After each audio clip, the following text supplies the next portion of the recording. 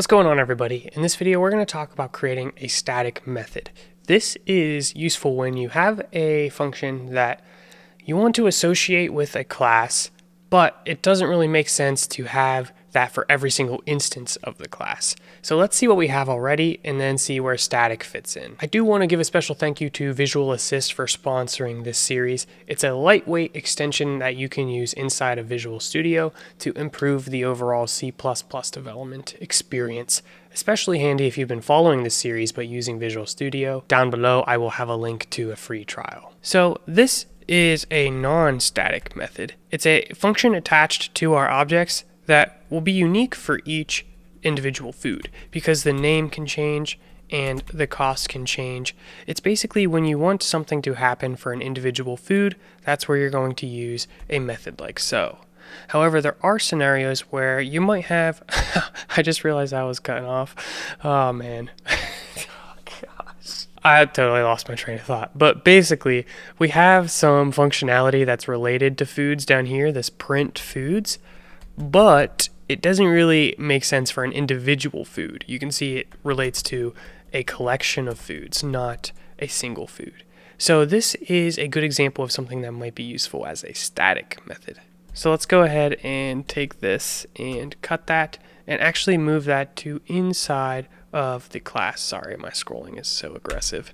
And I'm going to do this before the constructors. So I'm going to do this right here. And I'm just going to format that, make sure it looks correct.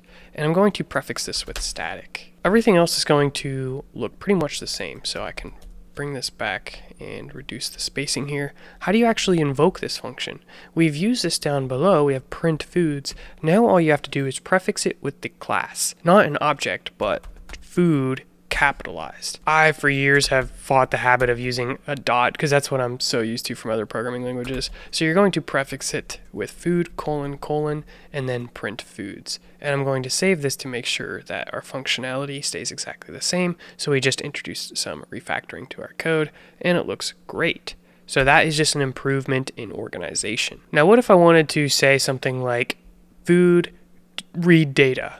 Instead of having all of this reading functionality inside of main, we could create it as a static method inside of food. So it might look like this. We have our collection defined here, and we can just read the data by saying food, read foods. Now obviously this doesn't exist yet, but we're going to create it.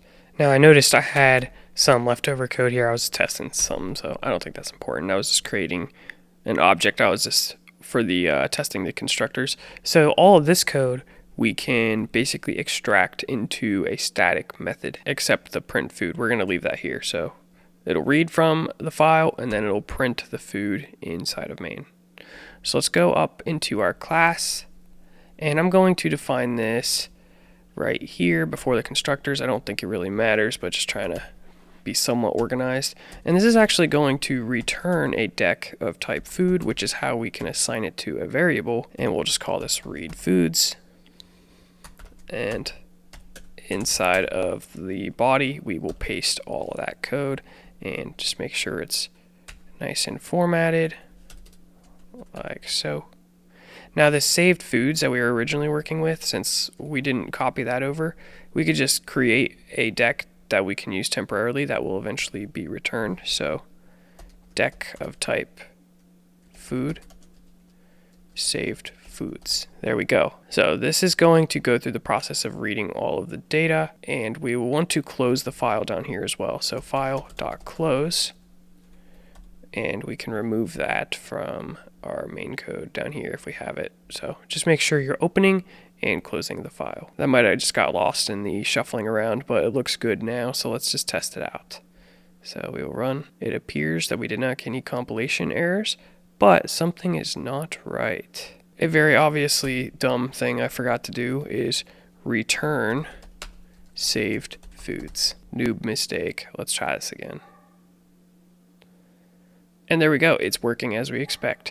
And now in theory, you could extract this whole class, move it to another file, and you wouldn't have to worry about all of this stuff, and this would literally be all your code. Super simple. That's all I got in this video. Stay tuned for the next video where we're going to learn about stacks and queues and get some hands-on experience creating a cool little app to keep track of foods and their cost. So stay tuned. I'll see you in the next episode. Thank you so much for watching.